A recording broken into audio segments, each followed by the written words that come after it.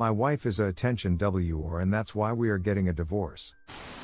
I 29 meters gave up on my marriage of 6 years because my wife 27F is an attention whore and she proved it. We starting dating back in high school on and off from sophomore year until my senior year when we stuck it out. She deals with depression and anxiety and was bullied in high school that has affected her afterwards. I have accepted the fact that she was damaged and everything because what I saw behind that was a loving soul who became my best friend over time. Long story short, I have dealt with a lot of being accused of not being loyal and cheating and probably anything you can think of, even being gay and hooking up with guys. I dealt with it all and even accepted it at times that it was going to happen. We were together young and yeah, at times temptation and things got involved, but as time went on I knew what I wanted and changed things throughout the years. Her on the other hand, it's been the same poop over and over again for our whole relationship and marriage. It always started off with a guy she worked with, flirting, texting and whatnot, and I always forgave her and moved on. Then we had a kid, it still happened. Forgave her and put it on her depression after the birth. We talked about it and things were good for a bit. But before we found out that we were having a second child, the same ducking as it happened. This time it was some random guy on Snapchat. I haven't been the same since, and because of it I deeply regret how I was in the beginning of my second kid's life. Still haunts me till this day. Anyways, it's been a year since the divorce was filed, and thank the ducking gods or whatever, the court date is set in January because I want nothing else to do with my soon-to-ex than my kids. Unfortunately, we still live together at the moment because I pay for the roof over my kids' heads and haven't saved enough to move out on my own yet because I provide for mainly everything for my kids. This BTCH has started fights and arguments because she thought I had someone else in my life, and that's why I wanted the divorce. I wanted the divorce because I couldn't trust you and couldn't handle any more of her games. I work 60-80 hours weeks so I can provide for my kids. She had the balls to ask me to not talk or speak to anyone while I was there. Okay. Another girl is on my mind right now, living in Mass, paying $1,575 for the condo you live in while paying rent and providing daycare that costs $2,000 a month while making $4,200 a month, and trying to save to get my own place and trying figure out a second job to work my schedule so I can save and make enough to move out and pay for 2 places. This BTCH had the ducking balls to ask me that, which I have done because I work more than I see my own kids, while she has been doing what she does best and is messaging and flirting and doing God knows what with other guys.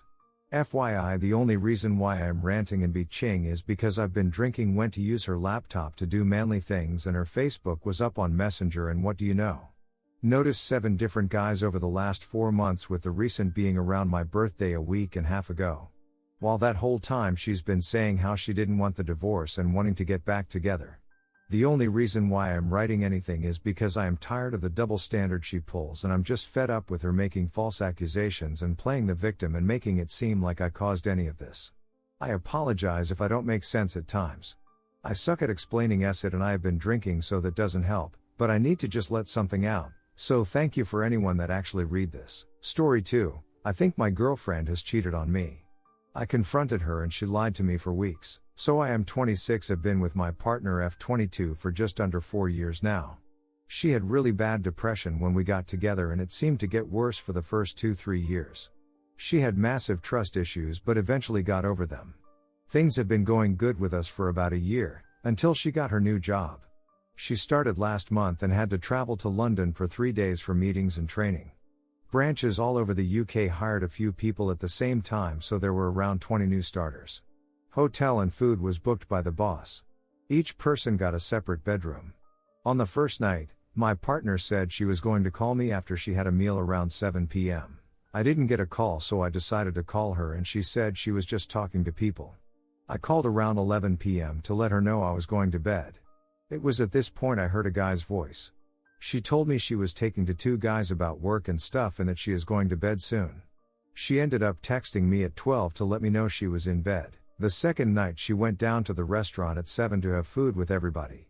I called a few times and she told me she didn't want to be the girlfriend on the phone to her boyfriend the whole time because it's rude. I have her some space and tried calling again at 10:30. She texted me saying she was still in the restaurant.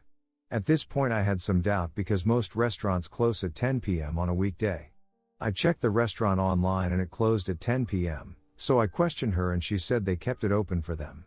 I was hesitant but believed her. I tried to call her just before midnight and it was the same excuse. Anyway, she comes home the following day, gives me the whole "it's not you it's me" speech, and then proceeded to give me all the reasons she doesn't like me. I said we can break up and she changed her tone. She was saying how she was being stupid and selfish. We talked for hours and sorted it out, but I told her I needed a few days alone to clear my head. She came home 2 days after and was being very suspicious around her phone, so I logged into her Instagram and went through her messages. I find a bunch of messages saying stuff like "only one weekend away with you and I've learned all this, I'm a fast learner" and stuff like that. He is telling her "I want to fill your mouth with my" and lots of other disgusting things. I ended up confronting her and she said nothing actually happened because she was with everyone from work and that she liked the attention. I forgave her but haven't gotten over it. It has been 3 weeks since and my anxiety and overthinking got so bad I had to question things every night, which is very unhealthy. 2 nights ago while she was asleep, I went through her phone again but checked other messaging apps. I found messages from the guy she said she was with the first night. One of them texted her saying he was going to bed at 10 p.m., so I found out she lied about who she was with the first night. The second night when she said she was in the restaurant with her colleagues, she was actually ordering room service with the guy who sent the dirty messages. I confronted her again and she said she didn't want to rub salt in the wounds and that I wouldn't believe her. Anyway, I kicked her out of the house yesterday and we are having a break. I'm now on antidepressants to help but I don't know if I should trust her. Story 3, feel like I'm free. So it's 11:30 p.m. here and I've just thrown all my ex's stuff down her parents' driveway and I've never felt more free. My ex was a physical and mentally abusive person. Constantly having her punch me and pull my hair, the phrase "why are you trying to hurt me?" left my mouth more times than I can remember. Towards the end of our relationship she tried to go through my phone to find proof of me cheating. Shocker, there was none, but after packing her things away I went on my tablet to find her Facebook Messenger logged on. We have been on a break before I have just finally got the courage to fully end stuff and what do I find on her messenger? Oh yeah, her cheating. Thankfully I've had so many friends and family chat to me over the past few days expressing the fact they think it should end between me and my ex. They could see the red flags I was missing and they all helped provide that push towards the end that I needed. In one final act before I logged off the messenger I sent a voice note to her mom. Explaining all the crap I know my ex has or will lie about. Explaining all of what I had to put up with and mentioning the cheating. I doubt it will do much because parents will always side with their kids, but it felt great to at least not let my ex have only her say put towards her family. And tomorrow I get to thank my friends for their support and let them know it's officially over with my ex. Which is why I'm typing this here and now, because I have nobody else to tell yet. Here's to the future, and to anyone else who needs to hear this, stepping back you realize how many red flags you're ignoring. Don't stay with someone who doesn't truly love and care for you. Don't settle for someone who puts you down. Story 4, it's been 2 years since the divorce and I would never say this to any of my friends Earl, but I was recently thinking back on the last 2 years and all that has happened, and I'm so hyped about my progress. 2 years ago I found out that my wife, who was my best friend, was cheating on me. In fact, I accidentally found messages in which she was bragging about how easy it was to lie to me for years. How she felt like a cool secret agent for having affairs I never found out about, how I didn't deserve to be loved. I felt like absolute poop, like the biggest idiot in the world, like I was having a never-ending heart attack, all that good stuff. I just kind of collapsed and figuratively stared at a wall for a few months wishing I was dead. But then when the panic attack stopped, I decided to get that sick-ass revenge everyone always talks about by living my best life. I went on a super strict diet, lost a ton of weight, got hella fit, six-pack and everything. I was never like, fat, but I didn't exactly like taking my shirt off at the pool, you know? And now I'm in the best shape of my life. I run 5-10 miles a day, go to the gym regularly, picked up a ton of active hobbies I'd always been curious about: climbing, swimming, tennis, judo, cut out sweets and snacks and takeout, and now I cook some damn good food for myself every day, which was a learning process of its own. I upgraded my wardrobe and started taking fashion seriously. I take better care of my face and skin. I went to a proper hair stylist for the first time in my life. I fixed my posture and my teeth. I used to hate going out, and just sort of tolerated how I look. Not good, not bad, just there. But not anymore.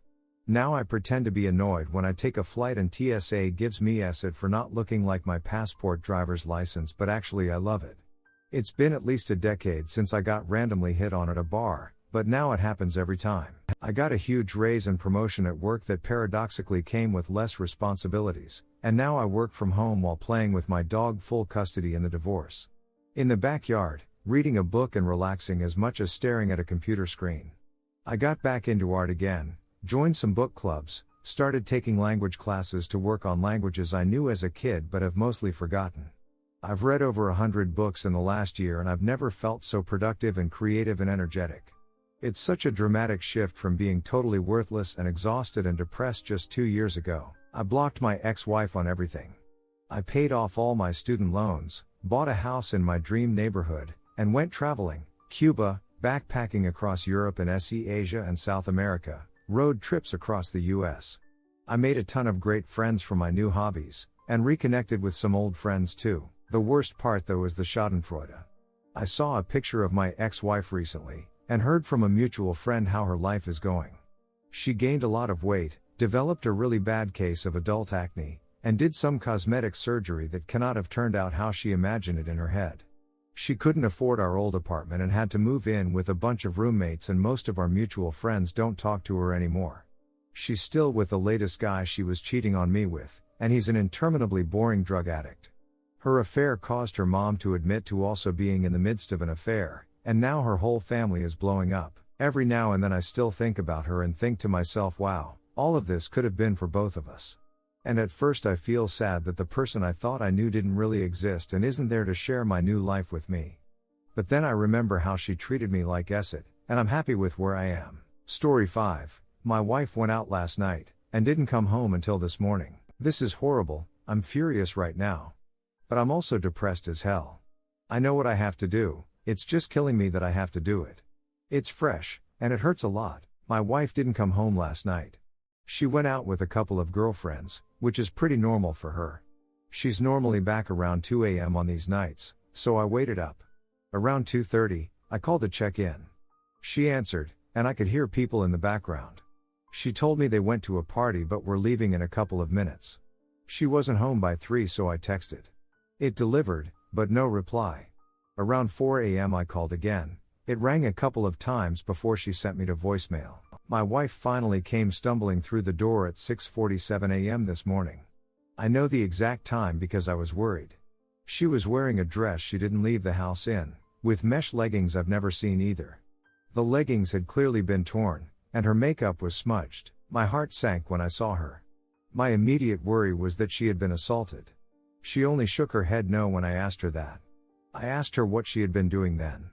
She only said that I knew what she had been doing, and that kind of confirmed what the voice in the back of my head had been screaming since she walked in. My wife cheated on me last night. I asked her who it was. She shrugged almost casually and said it was somebody they met at the club. She went back to his house and hooked up with him, then Ubered home. She then said she didn't want to fight and just wanted to sleep. So that's what she did. She's still asleep now, and didn't even take a shower before passing out. Suffice to say, our relationship is over. We don't have any kids, and we rent, so it shouldn't be an extremely complicated process. I keep trying to reason myself out of it, pretending there might be something to salvage here. I've always maintained that cheating would be a red line for me though. I think I need to stick to that now. Update: my wife went out last night, and didn't come home until this morning. Me again, folks. I'm sorry I didn't get around to this sooner. I wasn't able to get the day off work yesterday because my boss kind of sucks.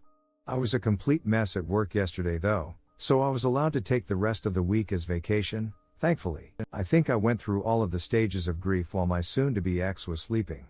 I wasn't expecting my post to get any attention at all. I just figured I needed to try to talk to someone about it, because I was not in a good headspace. I made the post in the morning, and by noon she was still conked out in the bedroom. I had processed things a bit more, and I had a rough plan in my head that I was starting to set in motion. I made a short list of questions I wanted answers to, gathered up all my important documents, laptop, etc. Then I went into the bedroom and started packing myself a suitcase. I know a lot of folks wanted me to kick her out. I did consider it, but honestly I'm not overly attached to this place. We just rent, and I'm in a lucky enough situation to be able to say that paying half the rent for a few months isn't going to financially end me. It'll sting a little bit, I won't lie. But I'll make it, and I feel like being around this place is only going to remind me of her anyway. I need to be looking forward, not back. She ended up waking up about halfway through me packing my suitcase. There was momentary confusion as she looked around the room, then she just started bawling. Maybe this is awful of me, but I didn't bother comforting her. I told her I had the screenshots of her Uber and text messages from her phone, and that plus her confirmation was enough that things between us were completely done. She didn't answer me, and just cried louder. I debated trying to continue the conversation, but I decided to just pack the rest of my suitcase and head back out to the living room until she came out. When she finally left the bedroom, she sat next to me on the couch and asked me if we could talk things through. I told her as calmly as possible that wasn't how things were going to work. I was going to ask questions, I wanted honest answers. She told me she'd be honest, so I proceeded. My voice was shaking the entire time, it was taking me everything to hold it together, but I kept going. Was this the first time she had cheated? She started crying before she answered that, then told me no. She had cheated on me multiple times over the course of our relationship. It was, and I'm going to use her words exactly here, just time, a way for me to let off steam. None of it ever meant anything. I wrote a comment shortly after making my post that all the love couldn't just fade away in one swoop. Well, it can. It hit me right then that I wasn't dealing with my wife. The person I was married to literally wasn't in the room. This was someone different. She refused to tell me exactly how many times she had cheated, just more than last night. Had she used protection? No hesitation from her before she nodded her head emphatically. She seemed surprised I'd even asked that. I'm still going to get tested just to be safe. I did some research into timing and I'm going to look after it. Were her friends also cheating on their spouses? Yes, and no. I tried to get her to tell me which of her friends were cheating so I could get in contact with their spouses. She probably should have, because her refusal led to me messaging pretty much the romantic partner of every one of her girlfriends I could find on social media.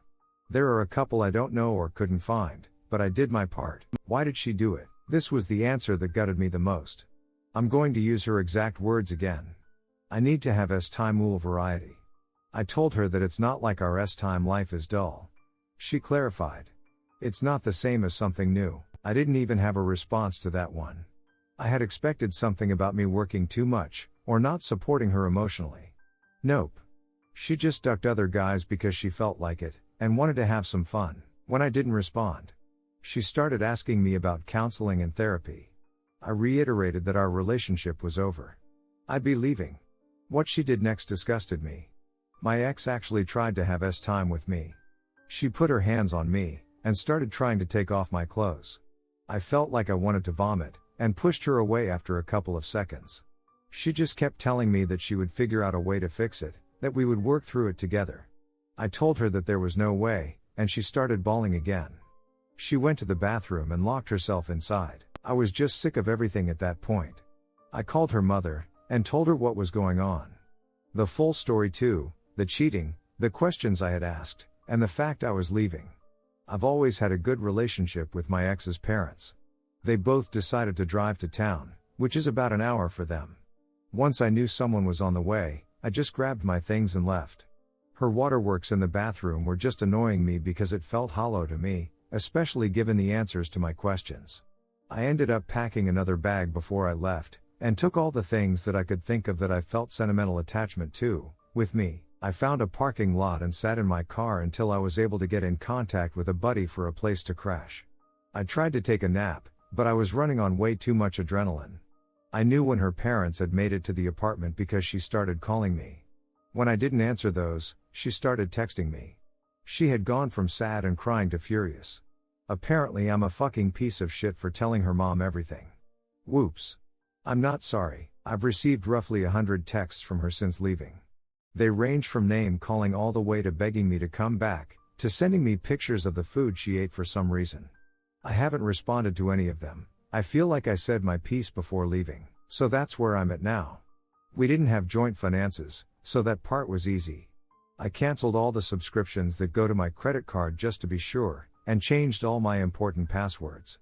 I'm crashing on a friend's couch for the next bit, but I've got some feelers out to some short-term rental places until I can find something more permanent. I've got feelers out for a divorce attorney too. A co-worker of mine had a recommendation, so barring something better I'll probably go with them. I also wanted to say that I was shocked how supportive everyone was, and thank you for that. Truly, from the bottom of my heart.